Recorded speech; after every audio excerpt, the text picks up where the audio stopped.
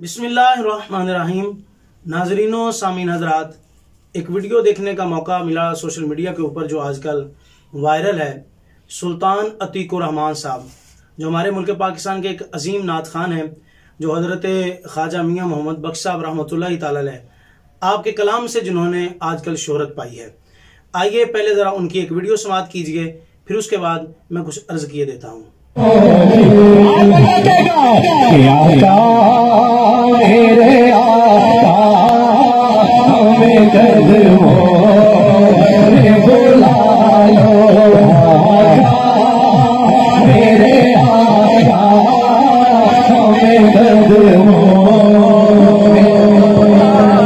जिसने नहीं सुनी वो जा सकता है। हमें हुक्म हुआ इसके साथ पढ़े, हम पढ़ेंगे।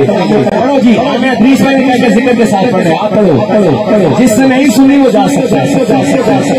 हमें आराम से बैठो यार, तो बैठो बैठो यार, तमीज होती है। बैठो यार, आराम से बैठो आराम से बैठो। नहीं सुनी तो चले जाओ यहाँ से, नहीं सुना तो यहाँ से चले जाओ। चलो जी, पढ़ो पढ़ो पढ़ो जी, आप पढ़ो। अजीब मानवाज लोग हैं, शर्म ही नहीं आती।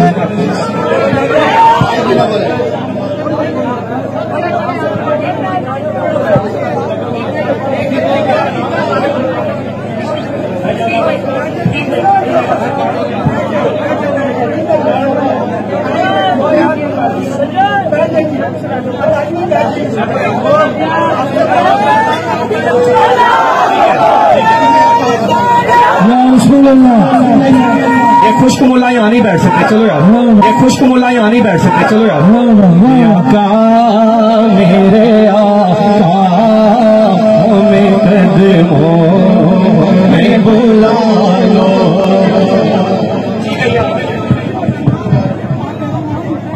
जी नाजरीनों, सामीन हजरात, आपने ये वीडियो मुलाहजा की। ये एक महफिल पाक की वीडियो है जो कि मुजफ्फराबाद के अंदर महफिल पाक मुनक़िद हुई। उस महफिल के अंदर नात के दौरान अतीकुर रहमान साहब का एक साथी जो है वो नात के दौरान ही माइक पर जिक्र कर रहा था अल्लाह का। लफ्ज़े अल्लाह इसमें जलालत का जिक्र करना, इसके अंदर उलमा का इख्तिलाफ जो है वो भी मैं अर्ज करता हूँ। लेकिन पहले ज़रा सुन लीजिए कि जब महफिल पाक के अंदर वो जिक्र किया गया तो एक मौलवी साहब उठे, उन्होंने जाकर उन्हें रोका कि आप ऐसा ना करें, इसके अंदर इख्तिलाफ है, तो आप वैसे ही नात शरीफ पढ़ दीजिए। तो उन्होंने बात ना मानी। फिर उन्होंने जाकर दोबारा उसके कान में कहा, लेकिन वो गुस्से में आकर कहने लगे जिसने बैठना बैठो, जिसने नहीं बैठना वो उठ के यहां से जा सकता है। तो ये कितनी जो है वो बदतमीजी की बात है, हालांकि वो तो एक ऐसे शरई मसला समझा रहे थे। तो मेरे भाई, सुल्तान अतीकुर रहमान साहब इस तरह नहीं करते। ये अहले सुन्ना व जमात का स्टेज है और अहले सुन्ना व जमात के स्टेज पर वही तालीमात बयान होती हैं जो अहले सुन्ना व जमात के उसूलों कवानीन के मुताबिक हैं। सैयदी आला हजरत इसके बारे में क्या फरमाते हैं मैं वो भी इंशाअल्लाह अर्ज कर देता हूं, लेकिन पहले सुन लीजिए। अल्लाह इसमें जलालत नात की बैक पर पढ़ने में उलमा का इख्तिलाफ है। पहली बात तो यह कि जब वो जिक्र किया जाता है तो मकसद जिक्र होता ही नहीं है। मकसद तो वो मेन नात होती है, वो तो सिर्फ एक बैक पर पढ़ा जा रहा होता है। और नात खान इसलिए वो सिर्फ पढ़ते हैं ताकि नात की लय और ताल सुर धुन जो है वो आपस में मिली रहें, आपस में जुड़ी रहें, तो इसलिए पढ़ा जाता है।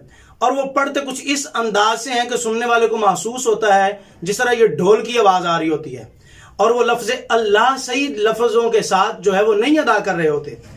अब आप जरा सोचिए कि जब नात शरीफ पढ़ी जा रही होती है, और नात एक ऐसा काम है, नात एक ऐसा शोबा है कि जब ये शोबे के अंदर काम किया जाता है, जब ये नात शरीफ पढ़ी जाती है स्टेज पर, तो आशिकाने मदीना सल्लल्लाहु अलैहि वसल्लम अपने दिलों में एक सुरूर महसूस करते हैं।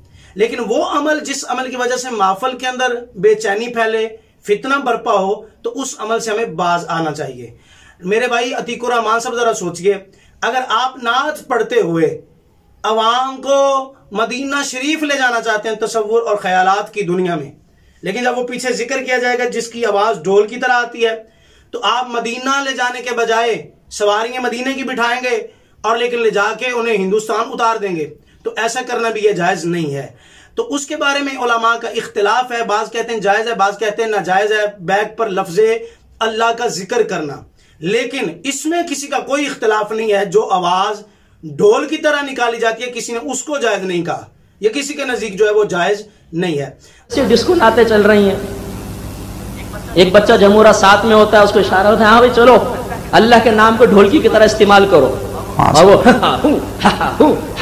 और हम कहते हैं अब मजा आया, वाह भाई वाह वाह, बड़ा झूमते हैं, महफिल में जान पड़ जाती। इससे पहले मजा नहीं आ रहा था, मादल्ला मैंने यहाँ तक जुमला सुना है, पहले मजा नहीं आ रहा, अब आया मजा। यानी अल्लाह के नबी का नाम लिया जा रहा हो, पहले मजा नहीं आ रहा, अल्लाह के नाम को ढोल की तरह इस्तेमाल करे तो हम। अब हमें तालीमात आला हजरत रहमतुल्लाहि तआला अलैह पर, हम अहले सुन्नत व जमात हैं और वो स्टेज भी अहले सुन्नत व जमात का है। मेरी बात याद रखिएगा और इस उसूल को अपने जहन नशीन कर लीजिए कि उलमा ने ये उसूल किताबों के अंदर बयान फरमा दिया है। सैयदी आला हजरत ने फतावा रिजविया शरीफ के अंदर बयान फरमा दिया है। अगर कोई सुन्नत अमल भी हो, लेकिन उस सुन्नत अमल से अवाम के दरमियान कोई फितना बरपा हो, किसी फितने का खौफ हो, तो उस सुन्नत पर भी अमल करना जायज नहीं होगा, बल्कि उल्टा उस पर अमल करना हराम हो जाएगा। आइए एक हवाला पेश कर देता हूं आप हज़रात के सामने। ये फतावा रिजविया शरीफ है, जिल्द नंबर है इसकी 3 और सफा नंबर है इसका 325। सैयदी आला हजरत यहां पर एक मसले पर गुफ्तगू करते हुए इरशाद फरमाते हैं, जिस तरह नमाज के दौरान फजर और जोहर में तवालत जो है, यानी मुफस्सल तवालत के साथ सूरतें जो पढ़ना, वो सुन्नत मुस्तफा सल्लल्लाहु अलैहि वसल्लम है। उसकी मिकदार आला हज़रत ने मुख्तलिफ अकवाल के साथ जो है वो बयान फरमाई है कि जोहर और फजर की नमाज को जो है वो लंबा किस तरह किया जाएगा।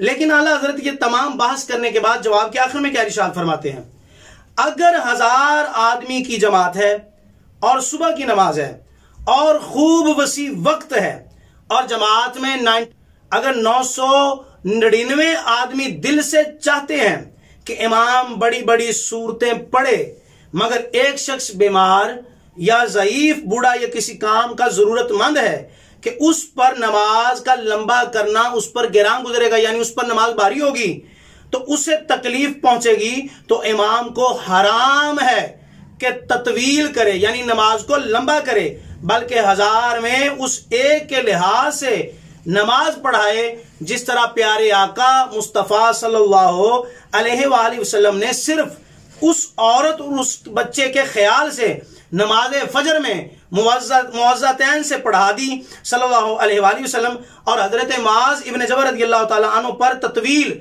यानी नमाज को लंबा करने पर सख्त नाराज हुए हुजूर अलैहिस्सलाम, और बार बार 3 मरतबा हुजूर ने जुमला क्या इरशाद फरमाया, क्या तू लोगों को फितने में डालना चाहता है, क्या तू लोगों को फितने में डालना चाहता है, क्या तू लोगों को फितने में डालेगा ए मुआज़ इब्न जबल। अब ये सुन्नतें जो है वो, अब देखिए ये सूरतें जो है वो लंबा करना, सूरतों लंबी पढ़ना नमाज के दौरान, ये सुन्नत मुस्तफा सल्लल्लाहु अलैहि वसल्लम है।